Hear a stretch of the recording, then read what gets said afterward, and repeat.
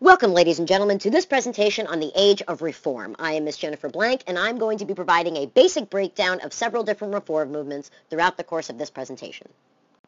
So what reform movements are we going to learn about? Well, we're going to start with the discussion of education, public education in the United States. We're going to move into the abolitionist movement. We're going to talk about penal or prison asylum reform. We're going to talk about women's suffrage, and then we're going to end with the temperance movement. Education is so important during this period because it marks the official start of public education in the United States. Without these reforms, you don't get to sit here and learn. You don't get access to a free and public education. This is where that movement starts. So it's very, very important that we learn and understand how and why this movement got off the ground. The guy who really got it going was Horace Mann. He was the Secretary of Education for the state of Massachusetts, and he felt very strongly that we needed to have an educated populace. And during this period, a lot of folks agreed with him, and that was part of the impetus toward gaining a set of public education that could work.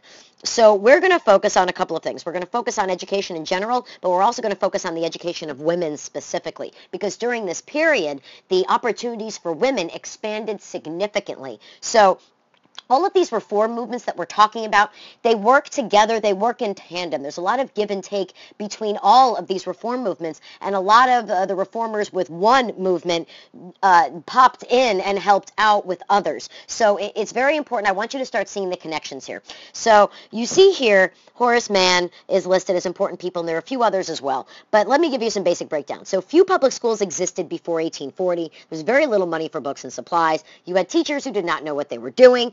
And a lot of people, like Horace Mann, believed that better schools were needed for an educated democracy. Ben Franklin is famous for stating this quote, and I'm paraphrasing it a bit, but a society that expects to be ignorant and free expects something that never was and never will be. So this idea that we needed to be active participants in our government started from our very founding. And now it's starting to come to fruition with people recognizing the need for us to have educated citizens. How can we possibly keep tabs on our government and vote properly if we're not educated? All right. So what did they do about it? Well, they passed some laws to increase money for schools in the form of property taxes. So now we could afford to build the buildings, buy the books, hire the teachers, even train the teachers. So we got better teacher training, a longer school year, which was championed by Horace Mann himself, and the earliest textbooks, the McGuffey's Reader and Noah Webster's Dictionary. So that was very important. Now, moving forward with the education of women, you have at this time period still existing what's called the cult of domesticity, okay? So, and this cult of domesticity argued that women's place was in the home, that's where they belonged, raising the children, civilizing their husband, right? Well, a prime lady who was involved in this was Catherine Beecher, and she was working in tandem with Horace Mann. And even though she thought women should stay home, they still needed a good education to raise their children into model citizens. So even she got on the education bandwagon. But at this point, there were few educational opportunities for women, and many wanted to go to college. So what do we do about it? Well, many colleges were founded specifically for women, and a couple of them are listed here. But what's interesting is Oberlin College in Ohio in 1833 became the first college to admit both women and African Americans. So very ahead of its time, very progressive.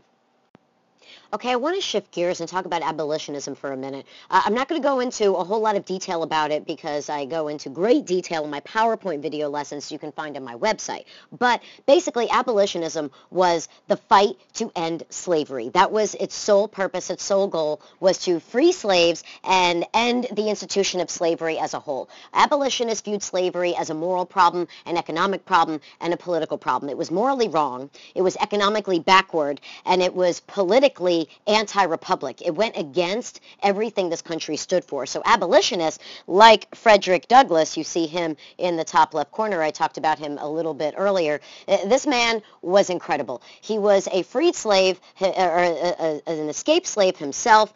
He made it to freedom in the North, and he began directing his energies toward freeing others and toward helping others achieve that freedom. He was an amazing orator, a brilliant man, quite possibly one of the most brilliant historical figures in all of American history. He was incredible. When he made it to freedom, a little bit after, he started publishing this publication called The North Star, and it was an abolitionist magazine designed to help advance the movement, to help folks who wanted to get involved learn how to get involved, and to help freed slaves make a life for themselves. Now, we have some very diametrically opposed opinions going on here. On the left-hand side here, you see an advertisement for an abolitionist meeting. There was an abolitionist going to speak, and this advertisement was designed to get people who were pro-slavery to attend the meeting and shut this abolitionist down. It says, "An abolitionist of the most revolting character is among you, exciting the feelings of the North against the South. A seditious lecture is to be delivered." You notice this language, revolting character, seditious. Silencing by peaceable means, this tool of evil and fanaticism. The very charged words designed to excite people to action and to stop the abolitionist movement. By contrast, if you look on the right-hand side, you see this is an advertisement in Boston cautioning freed slaves, and all blacks really, to watch out. Don't talk to watchmen and police officers because they are coming to kidnap and take you back to your slave owners. So the abolitionists in Boston were so bold as to actually put up leaflets saying, hey, do not talk to cops. Avoid cops, because they're going to arrest you and they're going to send you back from whence you came. So it's an amazing time in our history of diametrically opposed views, and this right here, it basically summarizes the build-up to the Civil War. You've got on one side people who are pro-slavery and pro the existing system, and you've got others who want to change it, want to make it more what they deem to be in line with the Constitution. When you think penal or prison and asylum reform, I want you to think Dorothea Dix. That's her right here. And a quote from her here says, "I tell what I have seen."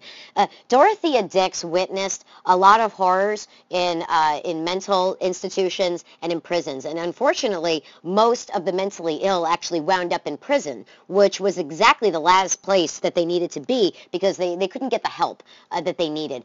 During this time, people didn't view mental illness the way we today view it now. We view it as a disease, something that needs to be treated. People need help.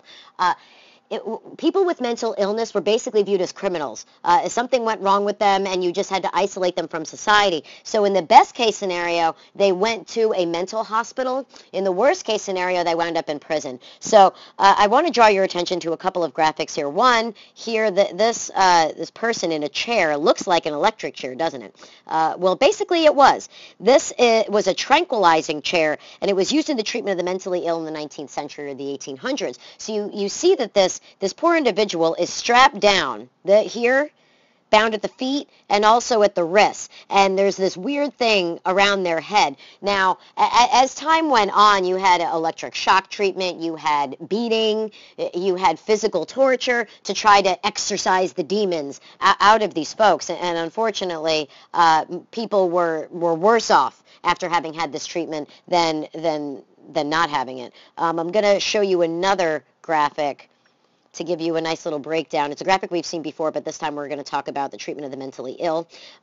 So here you see we have Dorothea Dix right there. She's the key important person. Why she thought reform was needed. Mentally ill were put in dungeons, cages. They were abused. A lot of times they were put in prison. So she traveled the country writing about what she saw. Okay, she wanted the insane to be treated more humanely, and she was involved in helping to found several different hospitals that would actually help these people get better and not just destroy their lives and destroy what little mental stability they had left. So this was a major problem during this period, and Dorothea Dix was instrumental in helping to deal with it. The women's suffrage movement was trying to gain additional rights for women. Women couldn't hold property, they couldn't vote, they had no say in virtually anything. They'd have their husband's permission, their father's permission. They really had no access to an education. It was a rough time to be a woman. So these ladies got together, Susan B. Anthony, Lucretia Mott, Elizabeth Cady Stanton.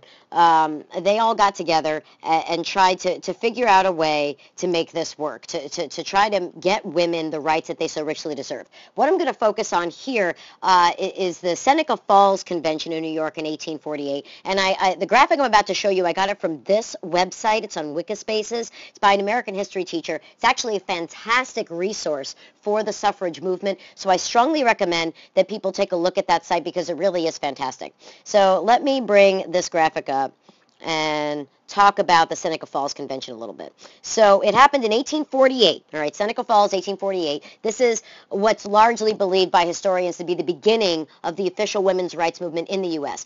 It was organized by Lucretia Mott and Elizabeth Cady Stanton, and they wanted to discuss the social, civil, and religious condition and rights of women. They wanted to make sure that people were aware that women were considered second-class citizens, and they wanted to find a way to fix it. That shouldn't be the case. Over 300 people attended, both male and female, actually.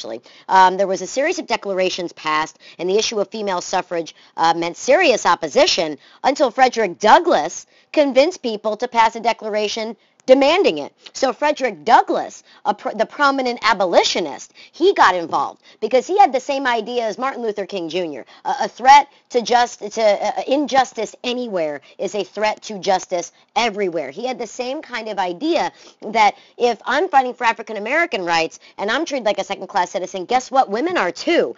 They're not two separate things, and we need to fight this together. So only one convention attendee, 19-year-old Charlotte Woodward, actually lived to see the women win the vote in 1920. Everybody else had long passed away since then. But it's an amazing, amazing event. There was a declaration of sentiments that was issued, and my guys, we're going to examine that in class, but I strongly suggest you take a look because it's amazing, amazing stuff.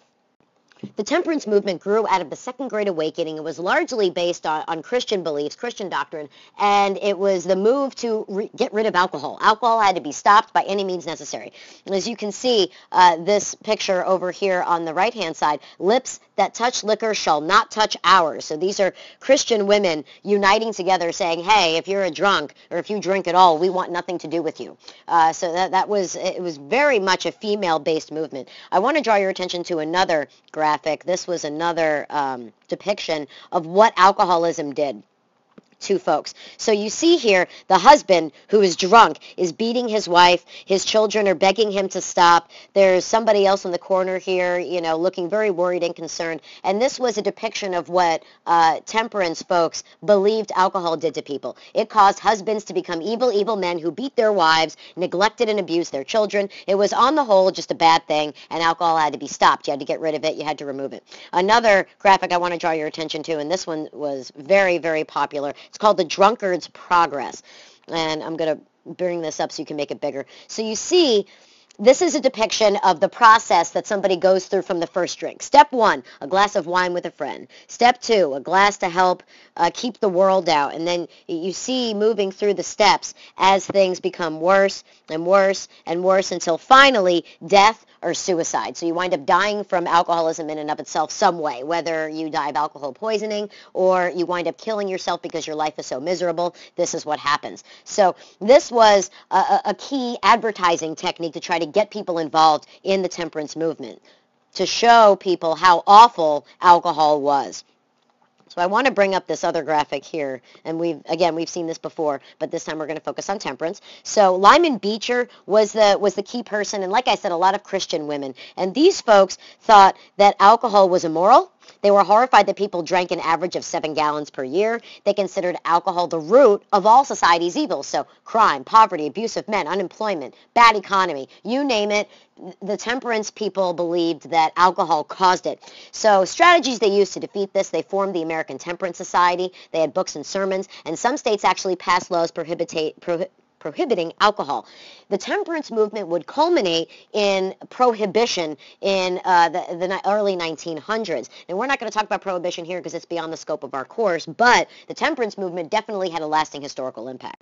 So what did we learn? We learned that education was essential in getting both the women's suffrage movement off the ground and in enabling other people in American society to advance forward. It's the foundation of public education in the United States. We talked about the abolitionist movement, which was essentially, its goal was to get rid of slavery by any means. Get rid of it as soon as possible. Frederick Douglass was a very prominent abolitionist, very important guy, wrote the North Star, was a freed slave himself. We learned about Dorothy Gloria Dix and Penal and Asylum reform, and about how horribly the mentally ill were treated and how she was instrumental in helping to alleviate that very serious issue in society. We learned about women's suffrage and how this was about not just the right to vote, but also about rights for women in general, access to education, access to property, access to control over their children. We also learned about the Temperance Movement and how that was anti-alcohol, and it culminated in the prohibition of the early 1900s. I hope this lesson was useful, and I will see you next time.